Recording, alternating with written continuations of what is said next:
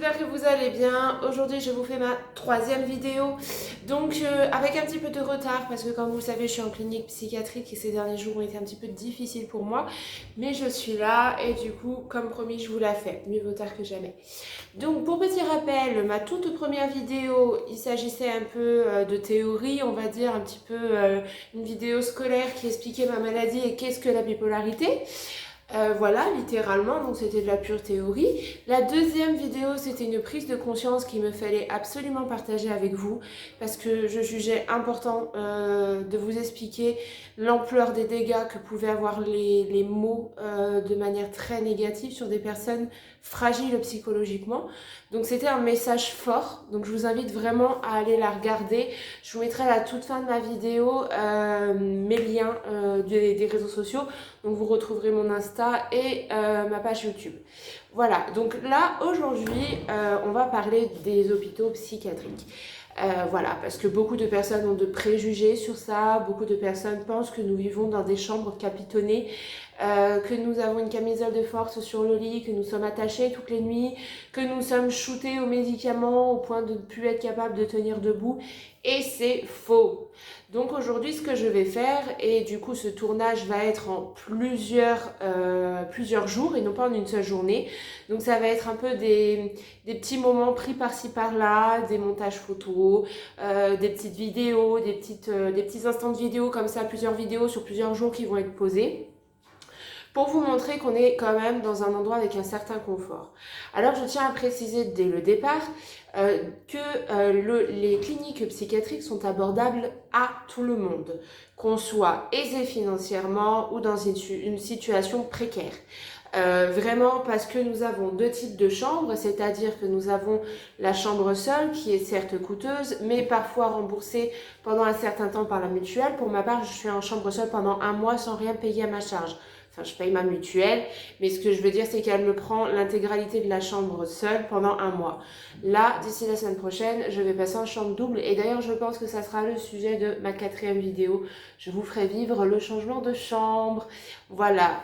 Qu'est-ce que je peux vous dire d'autre? Oui, donc du coup, on a cette chambre seule. Donc, si vous êtes couvert, tant mieux. Si vous n'êtes pas couvert et que vous avez les moyens de vous la payer, c'est encore mieux.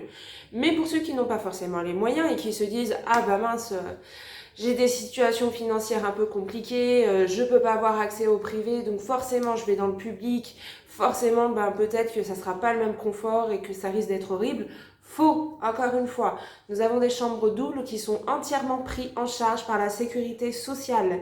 Donc vous ne faites aucune avance, vous n'avez rien à payer. C'est voilà, c'est juste que vous êtes en chambre double et que vous êtes en colocation avec une autre patiente ou patient.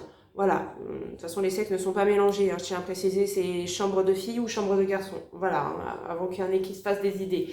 Donc du coup, qu'est-ce qui se passe? Bah, c'est abordable à tous.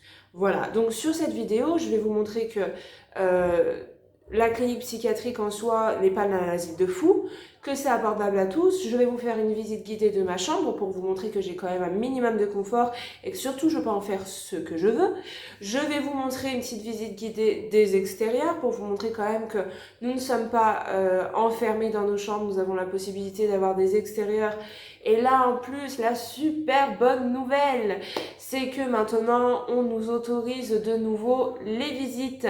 Donc vous verrez, quand j'ai fait le petit tournage de ma vidéo extérieure, je vous disais que les visites avec le Covid c'était pas trop ça. Et là on a eu la bonne nouvelle, les visites redeviennent comme avant, donc on peut recevoir qui on veut, quand on veut. Bien évidemment il y a des règles et des limitations, mais en tout cas on n'est plus limité à une visite par semaine qui dure 25 minutes dans un enclos, voilà, littéralement. Donc ça c'est super chouette, c'est la bonne nouvelle de ma vidéo, donc au final ça tombe bien que je la fasse que maintenant. Et donc du coup voilà, et du coup je vais vous montrer donc les extérieurs, je vais vous montrer ma chambre. Je ne pourrai pas vous montrer les lieux communs parce que pour ça il me faut des autorisations de la direction et comment dire que c'est fastidieux, ça demande des courriers, ça demande des rendez-vous, le directeur n'est pas tout le temps disponible, donc forcément c'est la galère. Donc tout ce que je ne pourrai pas vous montrer en images, je vous en parlerai. Voilà, donc là je vais vous faire la visite guidée de la chambre, ainsi que ce que j'ai l'intention de vous montrer. J'en dis pas plus, hein, je ne vais pas spoiler. Et puis à la fin, je vous refais un petit topo pour vous expliquer du coup les prestations que nous avons droit, les activités que nous avons droit, comment se déroule une journée ici à la clinique. Et voilà, et conclure un peu et essayer de vous prouver que justement, nous ne sommes pas dans un asile de fous et que nous avons un minimum de confort. Je vous parlerai également à la fin de cette vidéo de ma courte expérience dans le public, parce que du coup j'ai pu avoir une courte expérience dans le public avant d'arriver dans le privé. C'est clair qu'il y a des différences, mais dans le cas de l'un comme de l'autre, on ne retrouve pas une pièce capitonnée et on ne retrouve pas une camisole de force sur notre lit dans les deux situations. Donc vraiment, je vais essayer de vous parler de ça et essayer de casser les préjugés et vous prouver que on y est bien là où on est coucouné. Alors oui, on est dans notre bulle parce que c'est une bulle un peu irréelle, parce que du coup on n'est pas confronté à la réalité. On fait pas le ménage, on fait pas le repas, on fait pas les courses, on fait pas toutes les choses du quotidien qui peuvent être des fois même angoissantes, on travaille pas.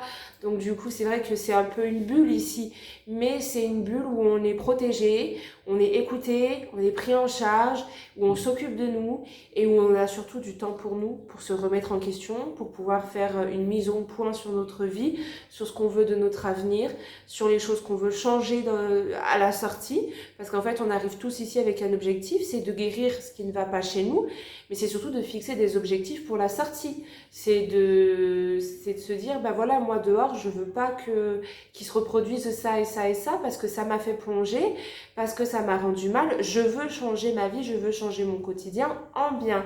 Et ça, ce travail, ça se fait ici, à l'aide des thérapeutes, parce que c'est pas quelque chose qu'on peut faire tout seul.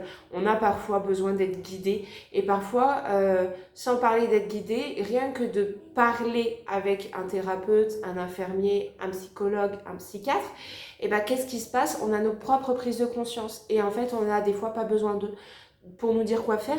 On a juste une prise de conscience qui nous dit en fait je réalise, littéralement je réalise que j'ai besoin de ça. J'ai besoin de ça pour être heureuse, pour avoir un équilibre psychologique, et jusqu'à présent je l'avais pas. Et qu'est-ce que je vais faire? Je vais le mettre en place à la sortie. Donc voilà, c'est pour ça que je fais cette vidéo, c'est pour essayer de rassurer toutes ces personnes qui croient qu'on est dans un asile de fous, qu'on est coupé du monde, qu'on n'est pas aidé, qu'on est shooté aux médicaments toute la journée, qu'on passe nos journées enfermées dans la chambre avec personne qui nous écoute et qui s'occupe de nous. C'est faux, on est constamment aidé, quoi qu'il arrive. Même quand on va bien, on est encouragé, on nous félicite, on nous dit c'est bien, il y a du progrès. Voilà, alors ça fait un peu maternisant, mais ce que je veux dire, c'est que quand on est dans une situation où on est fragile émotionnellement et que on a besoin un peu de réconfort et d'encouragement, et ça fait plaisir. Ça fait plaisir quand les infirmiers vous disent vous êtes rayonnante aujourd'hui, vous avez l'air de bien aller aujourd'hui, c'est très bien, il faut continuer comme ça.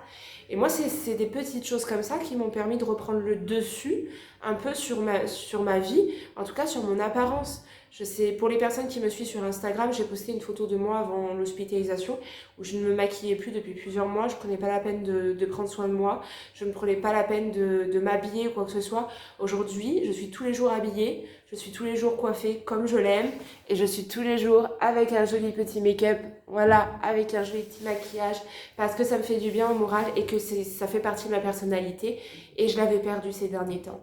Donc voilà, ici... Dans cette vidéo, je vais juste chercher à vous rassurer et vous prouver qu'on est bien pris en charge et qu'on n'est pas chez les fous. Voilà.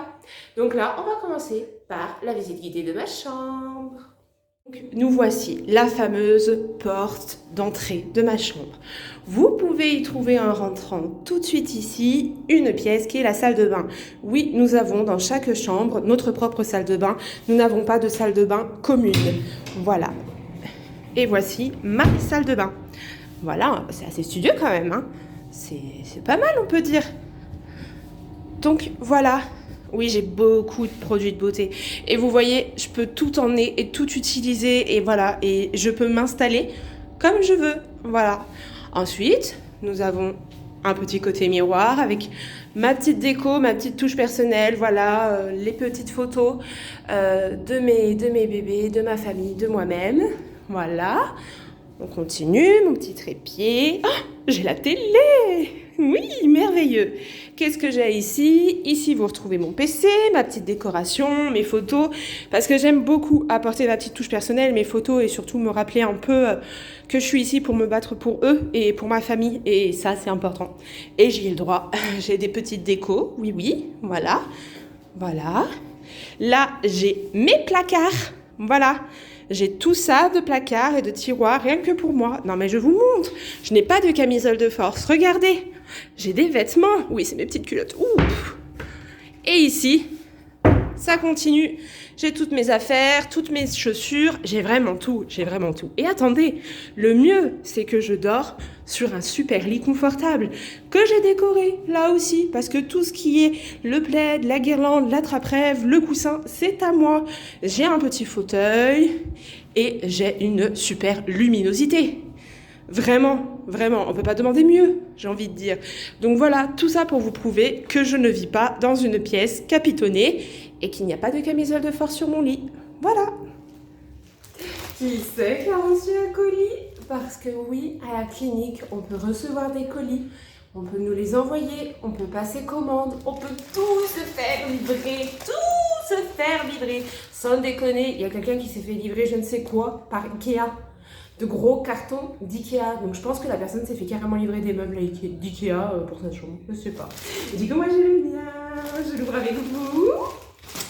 Alors c'était quelque chose que j'avais besoin surtout pour la clinique parce que je me tremble avec cette petite pochette où je mets mon téléphone, je mets mes clés, je mets mon nettoyant pour les mains. Enfin, je mets tout quoi. Non mais...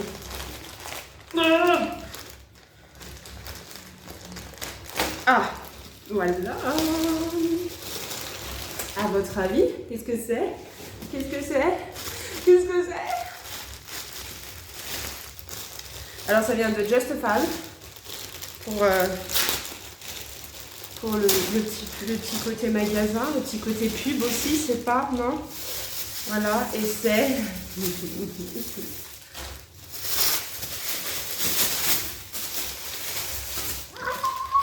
Ta, ta, ta, ta, ta. Attendez, j'enlève tout. Voilà. Magnifique. Magnifique. Magnifique. Et oui, je me suis fait livrer dans une clinique psychiatrique en sac à main. Et oui, c'est possible. Voilà, voilà, je suis trop contente. Et là, comme vous voyez, nous sommes dans le parc. Donc nous avons accès à un ping-pong. Voilà. Et là je vous fais découvrir le parc du coup.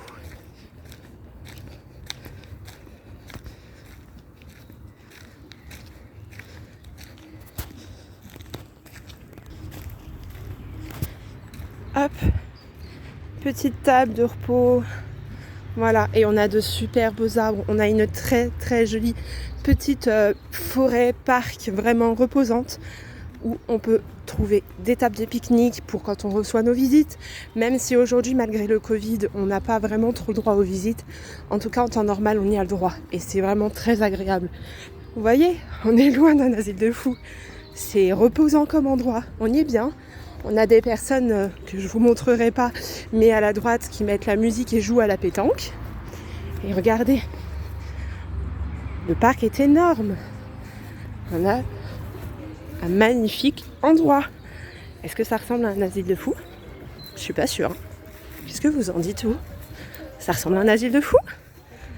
On n'est pas dans un asile de fous là, hein?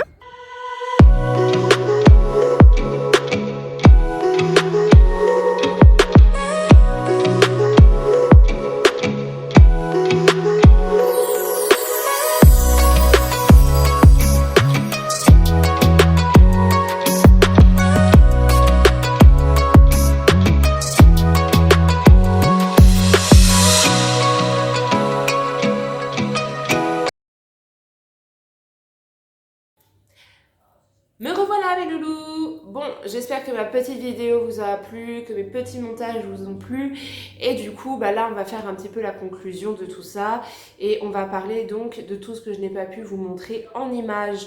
Donc, comme vous avez pu le voir, j'ai une chambre quand même assez studieuse. une chambre assez décorée, assez cocooning. Je suis pas dans un asile de fous avec des murs capitonnés et une camisole de force. Donc j'espère que je vous ai rassuré sur ce point-là. Nous avons de magnifiques extérieurs où, comme vous avez pu le voir, on peut jouer au ping-pong, on peut jouer à la pétanque, on peut mettre on peut mettre la musique à fond si on le souhaite, et on peut même y recevoir nos visites avec nos enfants, nos familles. On a des tables de camping si on a envie de se poser. On peut prendre une serviette et se mettre par terre, à même le sol, sur la pelouse en mode pique-nique. Enfin voilà, on a quand même de beaux extérieurs. Je vous ai aussi prouvé que on pouvait se faire livrer des colis ici à la clinique, passer commande, que les gens pouvaient nous livrer des colis. Moi j'ai ma maman qui m'a livré une plante parce qu'elle sait que j'adore ça et que les plantes pour moi c'est un peu thérapeutique, c'est mes petits bébés, et du coup elle m'en a envoyé une. Elle m'envoie quotidiennement des cartes, des très jolies cartes pour me remonter le moral avec des petits mots doux qui m'encouragent. Moi, je me suis déjà fait livrer, comme vous avez pu le voir, des colis, mon sac à main. Je me suis fait livrer du maquillage. Je me suis fait livrer une nouvelle coque de téléphone. Enfin voilà, des vêtements. On peut vraiment tout se faire livrer. Les gens peuvent prendre plaisir aussi à nous envoyer des cadeaux s'ils le souhaitent. C'est complètement faisable. Moi, j'ai une de mes abonnées qui m'a envoyé un petit cadeau suite à un petit concours, un échange qu'on a eu toutes les deux. Elle m'a envoyé un petit cœur en macramé. Enfin, ça fait toujours plaisir, voilà, ça fait toujours plaisir de pouvoir justement recevoir des colis, et c'est possible. Enfin, franchement, on a le droit à tout ici, voilà. Après, bien évidemment, il y a toujours le respect, la confidentialité, la non-mise en danger, toutes ces choses-là. Mais on a le droit à beaucoup de choses. Qu'est-ce que je vous ai montré aussi? Qu'on pouvait se baffrer de cochonneries, qu'on avait accès à des super machines à café. Bon, le café coûte un peu cher, mais c'est tellement délicieux. On a des confiseries, on a une cafétéria aussi, où vous pouvez boire des jus de fruits frais pressés devant vous, où ils vous vendent à manger, des boissons fraîches. Ils vous vendent aussi tout ce qui est nécessaire d'hygiène, si jamais vous ne pouvez pas sortir ou que personne ne peut vous emmener des affaires. Vous avez tout le nécessaire là-bas. Ils vendent même également, lié au Covid et aux personnes qui ne peuvent pas se déplacer, parce que pour le moment, nous avons droit aux visites, mais nous n'avons pas encore droit aux permissions. Ils ont même mis en vente des cigarettes pour les personnes qui fument des cigarettes. Enfin voilà, ils font tout pour notre confort. Niveau prestation, qu'est-ce qu'on a dans chaque chambre? On a la télé et la possibilité d'avoir le Wi-Fi. Alors en chambre seule, il est entièrement pris en charge par la mutuelle. En chambre double, il faut le payer. Voilà. Mais ça, c'est propre à chacun. Moi, je sais que l'année dernière, j'avais pas pris la télé, parce qu'au final, j'étais jamais devant la télé. Et j'avais pas pris la télé, ça m'allait très bien. Enfin voilà, j'avais juste pris le Wi-Fi et ça m'avait pas coûté très cher non plus. J'en avais eu pour 30 € le mois. Donc un mois et demi, j'en avais eu. Donc ça reste raisonnable. On a aussi un système de laverie où on peut aller faire laver notre linge.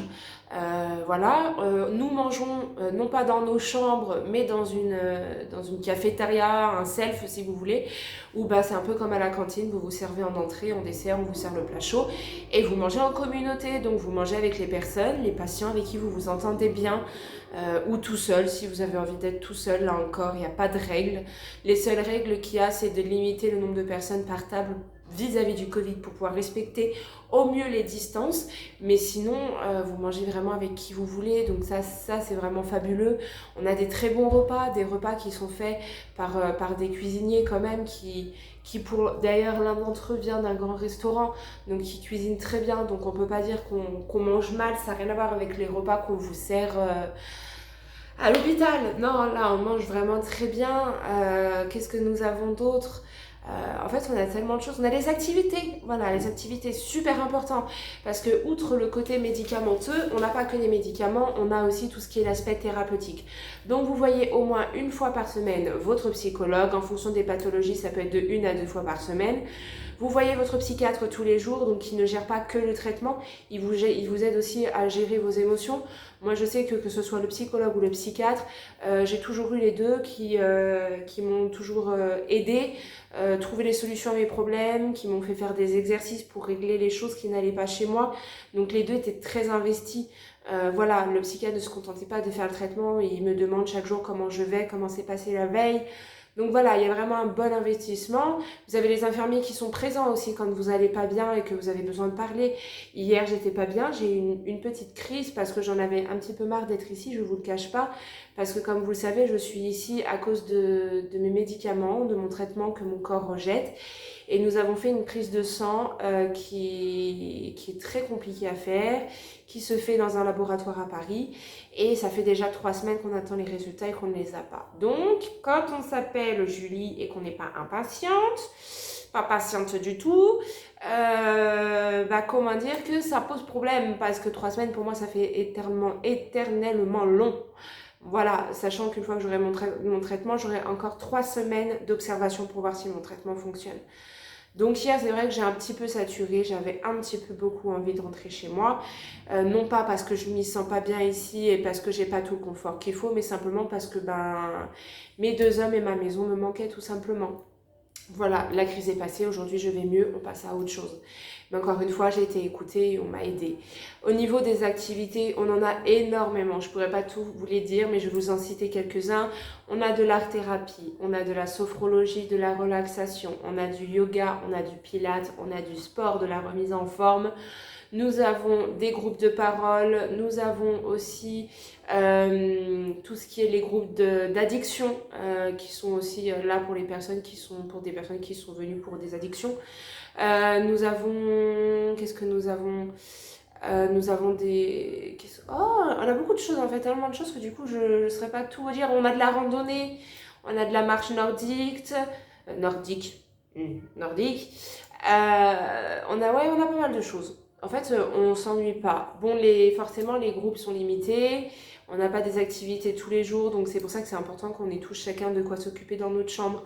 Parce que moi, par exemple, le lundi, je n'ai rien. Le week-end, on n'a rien. J'ai des journées où le matin, j'ai des activités, j'en ai pas l'après-midi. Donc, du coup, c'est très difficile parce que les temps qu'on a seuls, c'est les temps où moi, personnellement, je rumine. C'est les temps où je me sens pas forcément très bien. Donc, avoir de quoi s'occuper dans sa chambre, c'est nécessaire. Moi, en ce moment, mon gros délire, c'est le macramé. Donc, du coup, je suis à fond dans mon macramé et ça m'occupe bien l'esprit et heureusement parce que sinon, je pèterais des câbles. Donc voilà, concrètement là nous avons, comme je vous ai dit au début de ma vidéo, de nouveau droit aux visites. Donc ça va être top pour nous aider à mieux supporter l'hospitalisation parce que vraiment on est un peu coupé du monde. Donc je vais pouvoir voir mon fils des après-midi entières, mon mari des après-midi entières. Ma maman va pouvoir venir me voir, ma soeur et mon beau-frère vont pouvoir venir me voir, ma cousine, mon meilleur ami. Donc vraiment, je vais pouvoir revoir du monde, malgré que je suis bloquée ici, je vais pouvoir voir du monde et rien que ça, ça fait du bien. Donc voilà. Ensuite, passons à autre chose qui est la comparaison entre les cliniques publiques et privées. Donc là, je vous ai bien parlé du privé. Je pense que vous avez compris qu'on avait quand même un bon confort, qu'on était quand même bien traité, bien entouré et bien soigné. Parlons maintenant un peu du public. Alors, j'ai eu une très très courte expérience dans le public. C'est-à-dire que ça remonte à maintenant 6 ans quand j'ai eu ma toute première hospitalisation. Je suis passée par les urgences et les urgences, on m'a envoyée dans un établissement d'état de crise, donc de psy-crise. C'est-à-dire qu'on gère la crise, on gère ce qui ne va pas. Et c'est vrai que dans le public, leur premier réflexe pour gérer une crise, c'est pas de parler, mais c'est de vous bourrer de médicaments. Donc moi, quand je suis arrivée, littéralement, on m'a enlevé toutes mes affaires. J'ai été mise dans une pièce toute seule avec une chaise uniquement. Comme meuble, une chaise, une pièce toute seule. Et j'ai dû attendre qu'un psychologue vienne me parler. On a fait le point sur mon état de santé. Et du coup, le médecin de santé, sur mon niveau de santé, il a établi un traitement. Mais un traitement très fort, qui me shootait tellement que j'étais très fatiguée, j'avais la force de rien du tout. Je passais mes journées enfermée dans ma chambre et non pas parce qu'on me l'obligeait, mais seulement parce que moi, je ne voulais pas sortir de ma chambre parce que j'étais trop fatiguée pour faire quoi que ce soit et je n'avais pas envie de sympathiser avec les autres patients parce que ce n'était pas un endroit agréable. Voilà, c'était un endroit déprimant, vraiment, faut dire les choses. Mais c'est pas pour autant que j'avais une pièce capitonnée, j'étais pas attachée à mon lit, j'étais bourrée de médicaments, oui, ça on peut pas le nier. Parce que dans le public, c'est comme ça qu'ils opèrent. Et ça a été le cas pour toutes les personnes qui sont passées dans le public avant d'arriver ici. Mais j'étais pas non plus enfermée, j'avais le droit à des visites. Et la seule chose dont j'avais le droit, c'était mon téléphone. Je n'avais pas le droit à mes affaires personnelles. Mais au moins, j'avais mon téléphone et je pouvais garder contact avec l'extérieur. Et ça, c'était important. Donc voilà, ça a duré une semaine et au bout d'une semaine, on m'a emmené ici à la clinique. Voilà, pour le coup là-bas, oui, on avait les repas qui étaient servis en chambre. C'était un peu vraiment comme à l'hôpital, quoi, si vous voulez. C'était un établissement psy-crise, mais qui était propre à un hôpital. Voilà, le côté déprimant que vous avez dans les hôpitaux, mais pas le côté confort qu'on a nous ici, en tout cas à la clinique. Ensuite, ce qui est important de préciser, c'est que dans le privé, là où je suis actuellement, ils sont assez sélectifs. C'est-à-dire, vous avez tout type de pathologie, hein, ils ne choisissent pas les pathologies. C'est juste qu'ils n'acceptent pas les pathologies dites dangereuses pour le patient lui-même, mais dangereux pour les autres. Il y a eu des dérapés, ça existe, c'est possible, voilà, il y a eu des dérapés, mais quand il y a eu des dérapés avec des patients qui s'avéraient être dangereux, ça a tout de suite été pris en charge et qu'est-ce qui s'est passé? Ils ont été envoyés dans des centres spécialisés le jour même. Ils ne l'ont pas cherché à dire on va l'enfermer dans sa chambre, on va l'isoler, quoi que ce soit. Non, il était dangereux, ils lui ont dit de faire ses valises, dans l'heure qui suivait, il était transféré ailleurs. Donc en fait ici on est vraiment dans un lieu sécurisant où on nous protège. Donc vous ne retrouverez pas de pathologies lourdes, très lourdes, dites dangereuses ici. Parce qu'on est quand même dans un endroit sécurisant. Alors il y a énormément de pathologies, des dépressions, des traumatismes, du borderline, on a comme moi de la bipolarité. J'ai connu à l'époque un patient qui était en schizophrénie aussi, mais maîtrisé, qui n'était pas du tout dangereux. Voilà, on a des personnes qui sont là pour des dépendances affectives, qui ont coûté beaucoup de choses à leur vie, qui ont eu un passif compliqué, ou alors qu'ils ont vécu un événement tragique qui les a complètement mis en dépression. Donc on a vraiment tout type de pathologie ici, mais on n'a pas de pathologie dite dangereuse. On n'est pas mis en danger ici. Les pathologies dangereuses sont dans des hôpitaux bien spécifiques, dans des centres spécifiques. Je pense que pour la plupart, lyonnais ou pas lyonnais, vous avez entendu parler du Vinatier. Voilà, c'est des endroits que vous retrouverez ce type de pathologie dangereuse, mais que vous ne retrouverez pas ici. Et d'ailleurs, je ne peux pas vous confirmer qu'il n'y a pas de camisole de force au Vinatier. Je pense fortement qu'il y en a, parce que pour avoir eu par curiosité essayé de chercher des images, des photos, des lieux de Vinatier sur internet, vous n'en trouvez pas, en tout cas très peu. Donc voilà, tout ça pour vous dire que ce soit dans le public ou dans le privé, il y a quand même deux poids deux mesures, c'est-à-dire que dans les deux sens, vous êtes pris en charge. Dans les deux sens, il n'y a pas de camisole de force ou de mur capitonné. Et qu'ensuite, vous avez le cran au-dessus qui est les établissements qui regroupent toutes les pathologies dangereuses. Voilà, donc il faut vraiment faire la part des choses et pas tout mettre dans un sac et se créer des préjugés en disant qu'on est dans un asile de fous. C'est complètement faux, ce n'est pas le cas, nous ne sommes pas dans un asile de fous. Voilà, donc voilà, j'espère que cette vidéo vous aura permis de vraiment faire la différence entre le privé, le public et les centres spécialisés vraiment pour les pathologies très lourdes. Et j'espère que vous arrêterez de tous nous mettre dans un même sac et de dire qu'on est ici dans un asile de fous.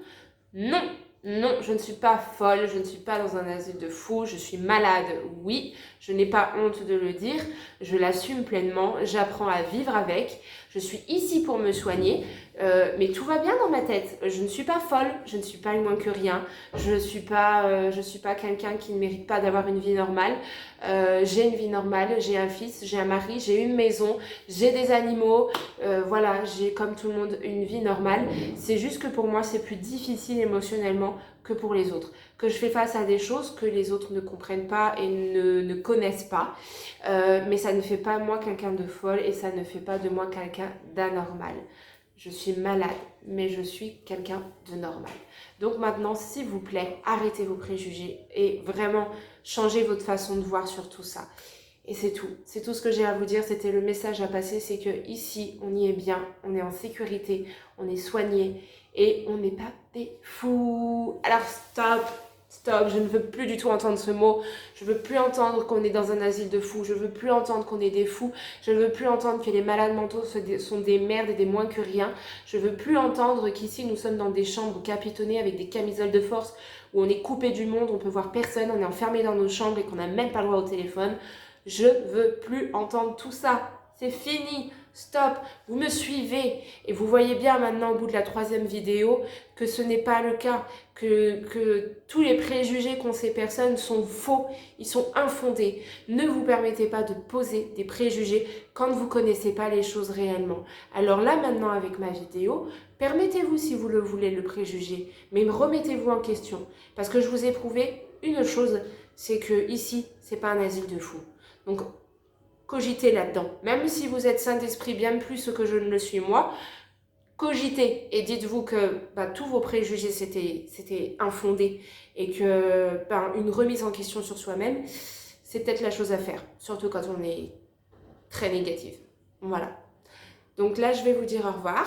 Je vais essayer de trouver un thème qui pourrait vous plaire pour la 4e vidéo.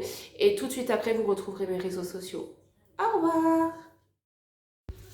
Alors là, voici mes réseaux sociaux Instagram et YouTube.